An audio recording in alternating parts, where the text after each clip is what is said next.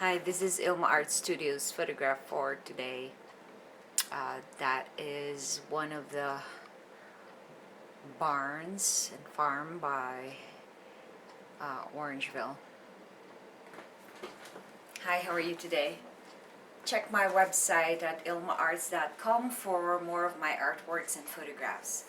Today I'd like to share with you the poem Devotional, which is extracted from 2 Corinthians 12 verse 7.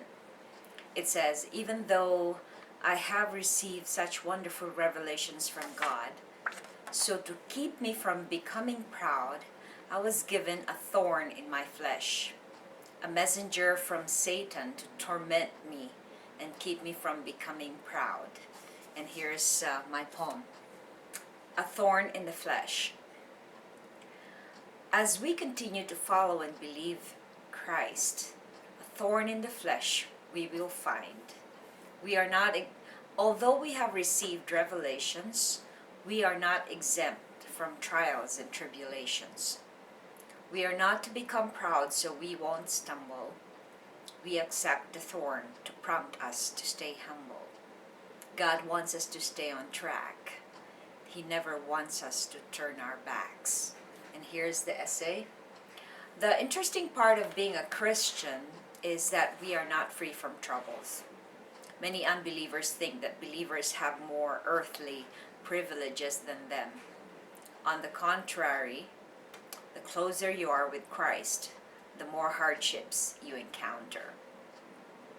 As humans, we have limited minds and we will never be able to fathom what God is doing in our lives. Sometimes He refines us with trials so we can be purified and cleansed, just as gold is refined through fire. The Bible tells us that even though we have revelations from God, He protects us from becoming proud.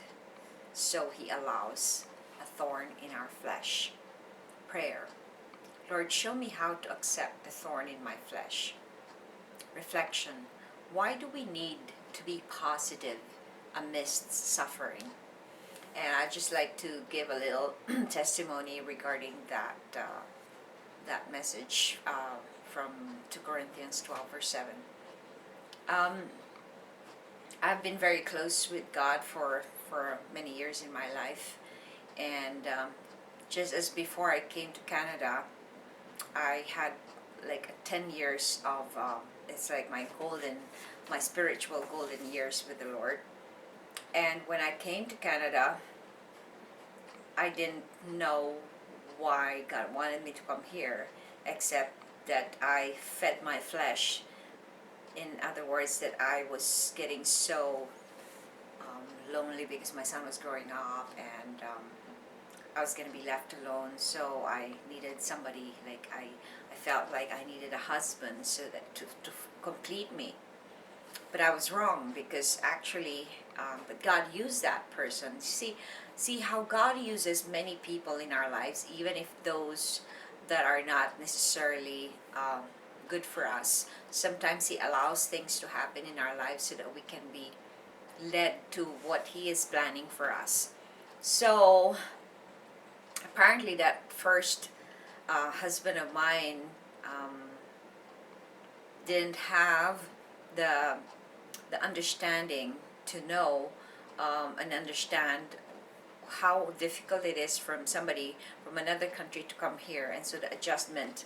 But since he also is going through a lot in his life, he was traumatized by so many bad things happening in him when he was a child. So that desperation that I felt and that longing to be with somebody, God used that so that He could purify me. So as soon as I grabbed that temptation, to succumb to my longing, my loneliness, He used that. And then when I was here, He totally removed that first husband, because he eventually abused me. So that first abuse experience had to made me go back to my abuse, my traumas as a child, and all the other traumas that followed onwards. And it took a lot of time, but But the divorce triggered me to face all my other pain, all my other trauma, from rejection, from abandonment, from neglect, all kinds of trauma. So God used that. It became like a thorn in my flesh so that I will be able to be purified, and so that God can work in me, with me cooperating with His work, and so that He can actually constantly heal me and make me pure, so that I will be worthy of the calling He has called me to do. And thanks for watching. And so I invite you to have an open heart, to be able to look at trials and tribulations in a positive light, that it will probably lead you and refine you so that God can actually do what He needs to do for your life in order to glorify His kingdom and Himself. Thanks for watching, and have a wonderful evening.